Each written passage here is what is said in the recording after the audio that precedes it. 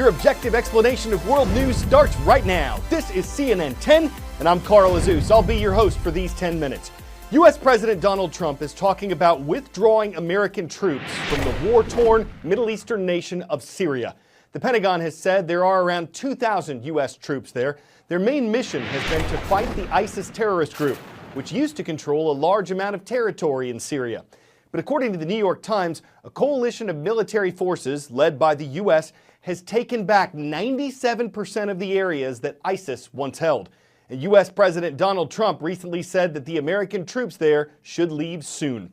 He's told his advisors to start planning to bring them home, but a date for a U.S. withdrawal hasn't been set. There are still some ISIS militants in Syria, and President Trump's military advisors say the U.S. troops who were there will need to stay for the immediate future. Some analysts say that if the American forces leave too soon, the country will fall under the influence of Iran and Russia, who've supported Syria's current government. The White House says it's still committed to getting rid of whatever ISIS pockets remain first.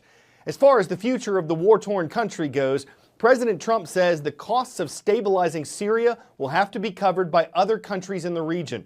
We've talked a lot recently about a destructive battle between Syrian government forces and a rebel group in the Syrian capital of Damascus. That fight looks like it's winding down. We're at the final entry checkpoint to Douma, which is the last rebel enclave on the eastern outskirts of Damascus. Now, what we've been seeing here is several buses with what we believe to be rebel fighters exiting this area. Now, most of those fighters in the past couple of days have been bused to other locations, mostly in the north of Syria. The groups that we saw were not sure which rebel group they were from, and also were not sure where they were being taken. But in the past couple of weeks, the rebels have lost a considerable amount of territory here on the eastern outskirts of Damascus. They used to hold a gigantic area, but after extremely heavy fighting, tens of thousands of civilians fled this area, and then also thousands of fighters were bussed out as well. Now, with the rebels only holding one small enclave, many believe that a deal will be reached soon for those rebels to go out as well. So far, it's unclear when exactly that's going to happen, but there do seem to be people here in Damascus who think it will be very soon. In fact, we spoke to people who came here to this checkpoint and said that they had relatives who were kidnapped by the rebels, some of them for years, whom they hope will come out soon. Here's what one woman said. I depend on God, she says. This is my only hope. I will wait here as long as it takes for my father to come out. Now, the deal to try and get the last rebel group here in this part of Damascus, called Jaish al-Islam, to give up is being negotiated mostly by the Russians. And it certainly seems as though the government of Syria believes that deal will happen soon. In fact, there are already dozens of buses waiting here outside the Douma district, ready to take those fighters to the north of Syria, which essentially would mean that the rebels would no longer hold any sort of significant territory in or outside the Syrian capital. Fred Pleitgen, CNN, Eastern Ghouta, Syria. From the Middle East, we're taking you to the European country of France, where a strike is causing severe disruptions in the nation's train services. France's state-owned rail company says about 87% of its high-speed trains and 80% of its regional rail services were canceled Tuesday. There were no trains operating to Switzerland, Spain, or Italy.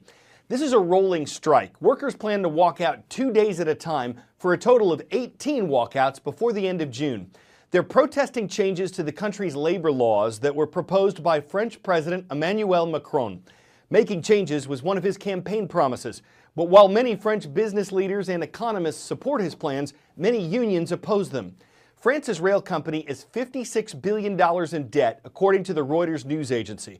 President Macron wants to turn it into a profit-making business. But employees are concerned that if that happens, they could lose job security, annual pay raises, and the right to early retirement. And union bosses say that making France's railways more competitive could mean higher ticket prices. In previous standoffs between unions and French presidents, the unions have prevailed.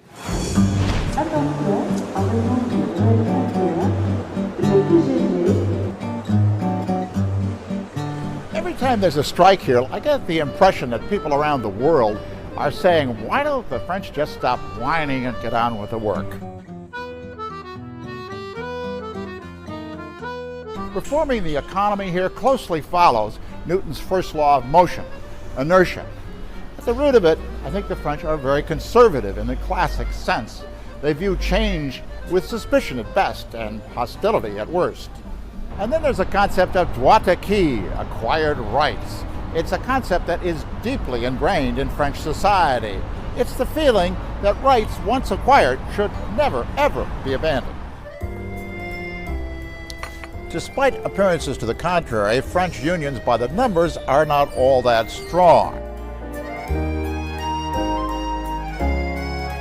The difference between France and other countries, though, is that unionized workers are found in very critical areas: transportation, energy production, and the like.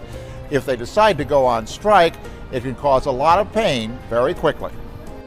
There are dozens of other attitudes which can impede change, from the long-standing mistrust between employers and employees to the traditional belief that every gain for the boss is a loss for the workers. In fact, it's the kind of thing that, rightly or wrongly, can leave the impression that France is a difficult place to do business. 10-second trivia. Which of these sports venues is about 50 meters long? NBA basketball court, Olympic swimming pool, NFL football field, or NHL ice hockey rink? Of these options, only the Olympic swimming pool is 50 meters long.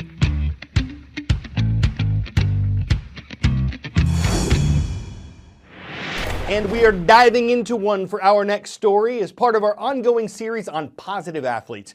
These are student athletes from around the U.S. who've made some extraordinary accomplishments or just have an extraordinarily positive attitude. If that sounds like someone you know, please send in a nomination at cnn.com/positiveathlete.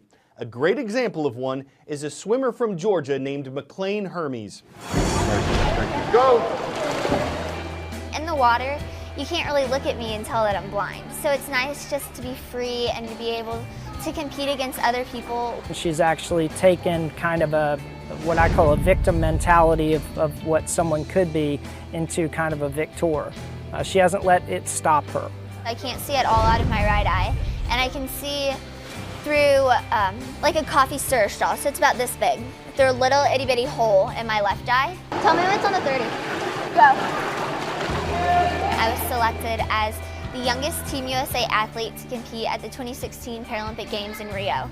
To be able to say, you know what, that little one right there, she's ours. Even just thinking about it now, it kind of gives me chills. I hope to compete at the 2020 Paralympic Games in Tokyo and medal there. I have a lot of pride with McLean and her swimming accomplishments. I'm just as proud of her with what she's done with giving back. My dad and I decided once we got out of our dark time in our lives that we wanted to give back to other people and show them the love and support that we had been given. So we decided to collect shoes. In December of 2016, we donated over 3,500 pairs of shoes to the Atlanta mission, and that brought our grand total to over 19,000 pairs of shoes. Thank you. Thank you. What some might call a disability, I've turned it into my ability. So I've taken my blindness and I've turned it into my ability in the pool and my ability in my community to help others and inspire others. She doesn't want her sight back. If you asked her, she would say, no, I don't want my sight back. You know, maybe someday, but today she's good.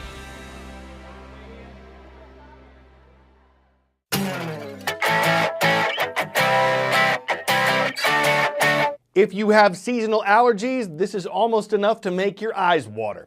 Looks like snow, right? It's not. It's pollen, the spores or grains from flowering plants. And there was so much of it recently in part of North Carolina that it looked like a heavy snowfall when caught on a man's home security cameras.